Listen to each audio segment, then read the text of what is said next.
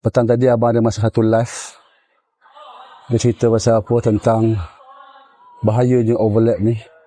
Sebab apa harga emas tinggi sedap overlap ambil duit. Tapi bila harga rendah, dah semua dah kelang kabut. Okay, jujur abang cakap, benda tu memang bahaya kepada yang tak ada ilmu. Okay, sebenarnya kami tak pernah cerita pun macam mana nak uruskan ilmu overlap ni dekat dalam TikTok ni. So kalau kata nak ambil pandangan, itu pandangan tuan-tuan dan puan-puan. So kami sebagai dealer MAA, kami ada kelas, kami di training berfasa-fasa.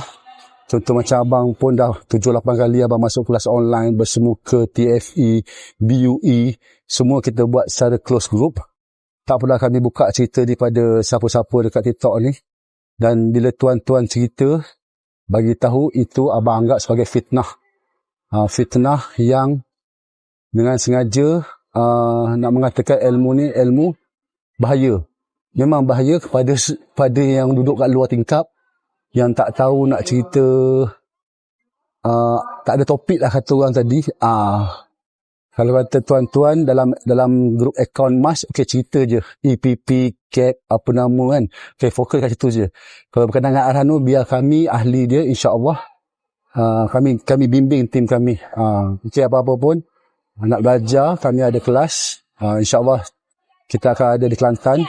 Kita akan ada di Sabah. Kepada sahabat-sahabat yang nak join dealer tu, boleh hubungi Abang Bekam. Yakinlah dalam sunnah, pasti ada kejayaan. Yes.